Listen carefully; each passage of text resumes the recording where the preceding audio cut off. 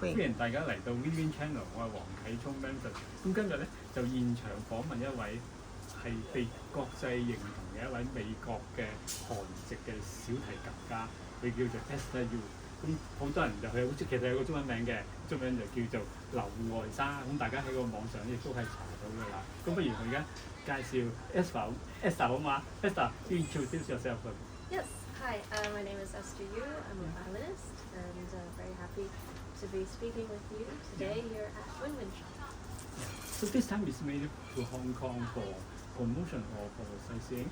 Well, it's a combination of both. Hong Kong is one of my favorite cities, and I love the weather here. I love the food here. I have many great friends here, and so I try to come here whenever I can. Actually, whenever I have a little bit of free time. So I was just performing in Seoul last week, and then I had some time this week, so I wanted to come visit Hong Kong and see my friends, enjoy the weather.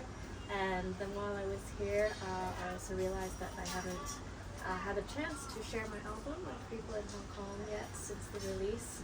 And so I'm happy to be sharing the album with lots of people and to see it here at WinWin Shop. It's been really fun to get to share the albums. Okay, doesn't mean you've been in Hong Kong many times.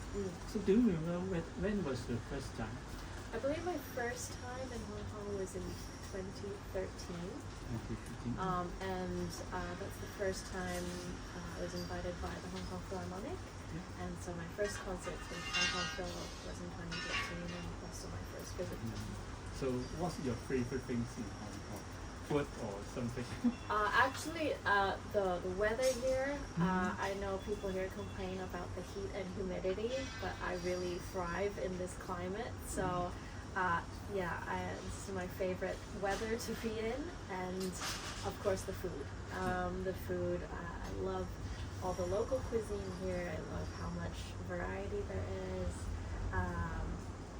All the chop shoe and bolo bao and all the dim sum. Yeah, it's really endless. And then also the harbor here. I think Hong Kong is one of the most beautiful skylines and the harbor, and I really love the city. Yeah, but you keep so fit. Well. Okay, so we all know that you're born in States. But you grew up in Europe. So which country you grew up in? Yes, I was born in the U.S. and I moved to Brussels, Belgium, when I was 6 years old.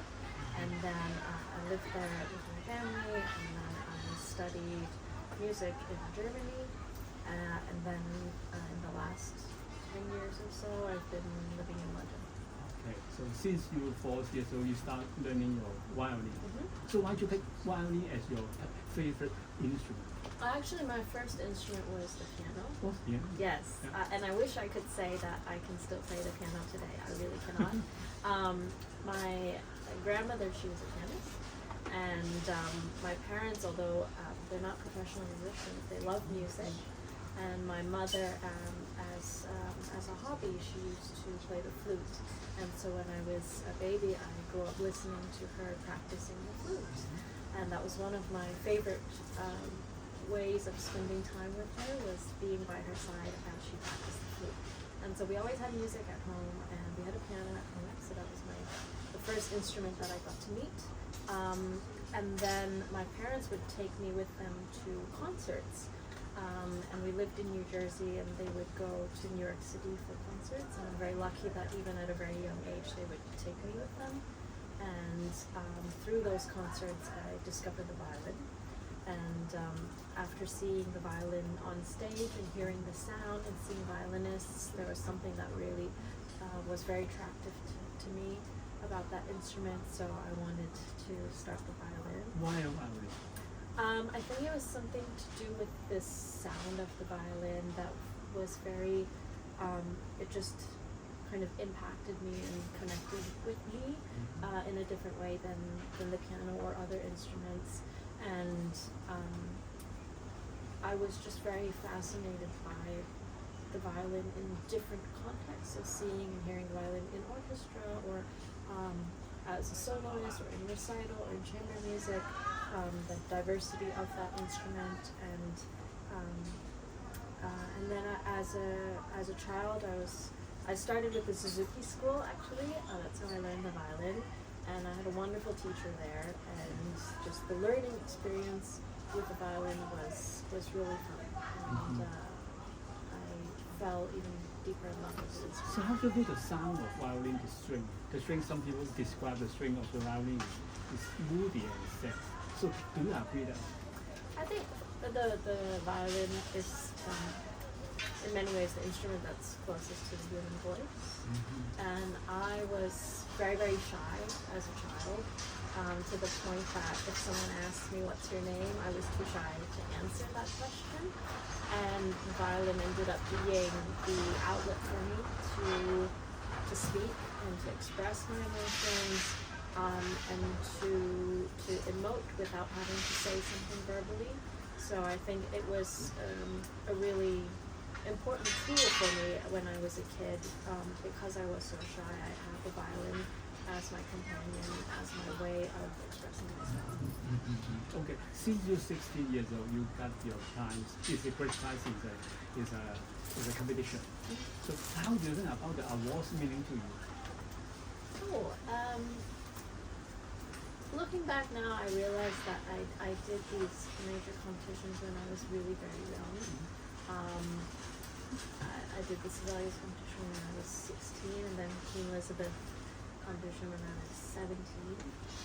And I went to both of those very much for the experience of the competition, and I think competitions are an incredible learning tool to develop as musicians, to develop as a violinist, and kind of to prepare you for professional career later on. Not just in terms of what the competition result can bring, but just the preparation process of having to learn and prepare so much repertoire at once, exploring all different types of music and composers and styles in a very concentrated amount of time. And so I think they were very important experiences for me to learn and grow as a violinist. Do you think that every young musician, they want to join inside the music scene? Is it award or competition is very important? Just only competition? I think only competitions, probably not. I think in certain cultures there's a great weight or importance put on the prize of the competition.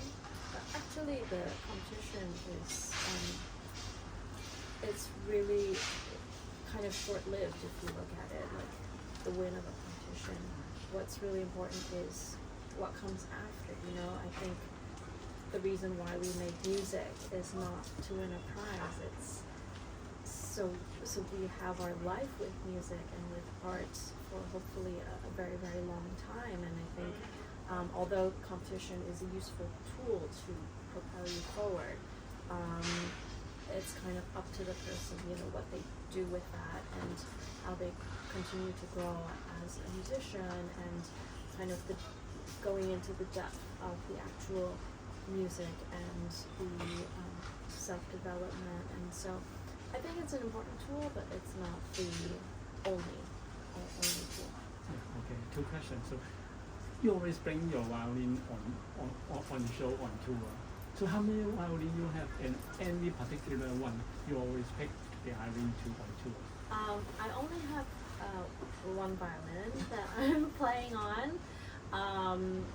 Very lucky to be playing on a Stradivarius that's on loan to me. And well, actually, I have that violin. It's the one that I play like all my concerts on.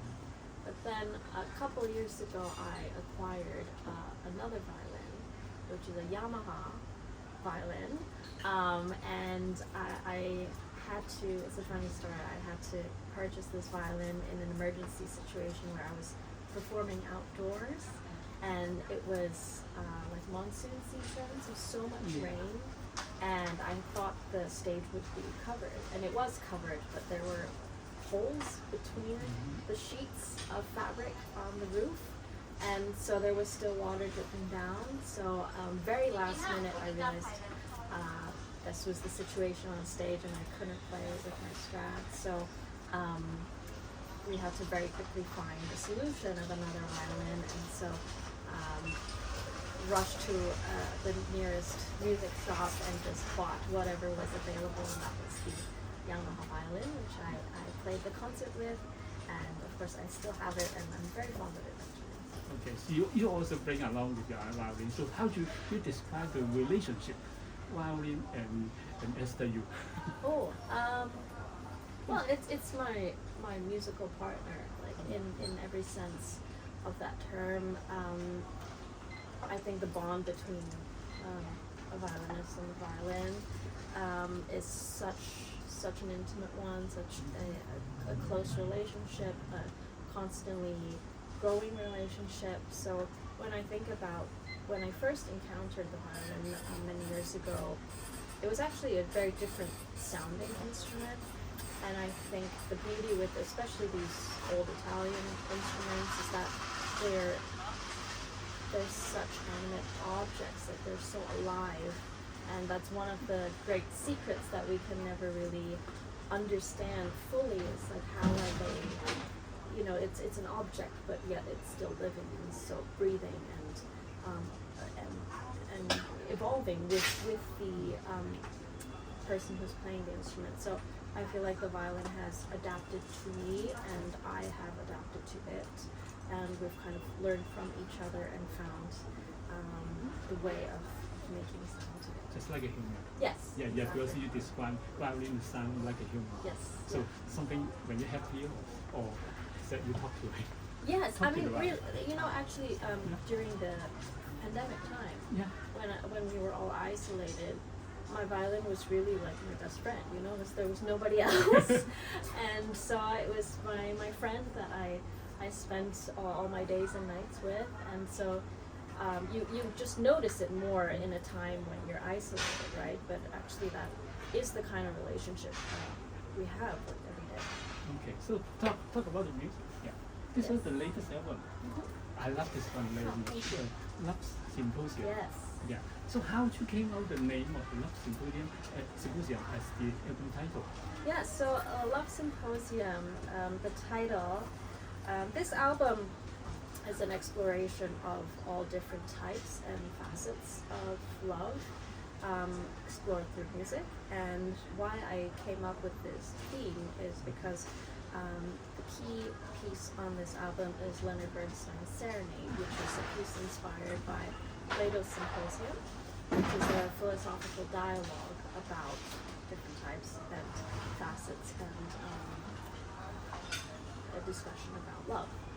And so while I was studying and discovering not only Bernstein's Serenade but also Plato's Symposium, that inspired me to come up with this album, also exploring, you know, my own version and relating to my own life stories of different facets of love. And so hence the title Love Symposium. So I love the song you mentioned before, the Bernstein's Serenade. Yes. Yeah. You playing the violin so and it's moody and also have the sound is very good. I don't know how to describe it. It's favorite, my favorite. So is it Bernstein your favorite composer? Not my favorite composer, but I think Bernstein is such a unique and special composer in terms of the vastness and the scale and the variety of music he was able to write at all with such quality but so contrasting. And I think the Serenade is one of his greatest works actually, and it's such a special piece. First, the orchestration of it for violin solo, strings, harp, and percussion. So you know that in itself is, as a violin concerto, that's a unique structure. And then also how each of the movements, the 5 movements, it's really like a philosophical dialogue, and you really hear the references to Plato's Symposium, and so like varied emotions and topics carefully, very clear topics through each of the movements. And yeah, the piece really takes you not only on a emotional journey, but also a philosophical journey. And I love that Bernstein wrote this piece. You can really tell that, you know, it's not just, it is very much about emotion, but also it inspires one to think and to analyze perhaps also the love in our lives, in the world, love across. So I found that this album is you play with the Wong Philharmonic Orchestra and also have a conductor Long Yu. So firstly, we talk about the Wong Philharmonic Orchestra. Is the first time you're recording with the Wong Philharmonic Orchestra? This is my second album. Oh, this one. Yes, that's the first one. Yes. Okay. Yes, so this was my first album with them, but actually I have a long relationship with the Royal Philharmonic Orchestra because I was their first ever artist in residence in 2018. And so we have, of course, done many concerts and tours and then recordings together, but we've also done a lot of outreach projects and educational projects. And one of the most meaningful projects that I've gotten to do to date is a music therapy workshop that I did with the musicians of the RPO, where we were helping young people who are struggling with mental health. And we went and did these music therapy workshops and brought music and shared music. And through these sessions, it was this healing process for them. And also together we created a new piece of music that ultimately we got to premiere at one of the concerts with the RPO. So just to say that we've done a lot of very meaningful projects together over the years. So both album is RPO. So what the difference when you recording? What the feeling at that time is different? I think for me, I love both of these albums, but I do think they're very different in terms of where I was as a musician, as a person, and I love seeing kind of the different aspects of myself and my growth also. And the Love Symposium in particular is very special to me because it is my most personal album. Love Symposium actually is the 8th recording project that I've done in 10 years. But it's the first album that is a concept album and that I kind of went in a different direction with, whereas Broken Bar, because that's a more traditional pairing of two concertos.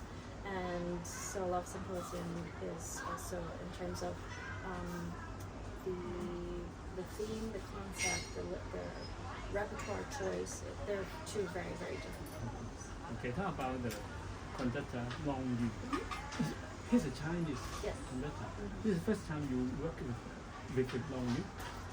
Well, I met Maestro many years ago actually in Europe, and we had always been talking about working together, and we had several projects lined up, and then COVID happened, so everything was kind of put on hold, and we had already been discussing recording something together, and I've been discussing repertoire possibilities with him, and we were both very interested in exploring Bernstein Serenade together.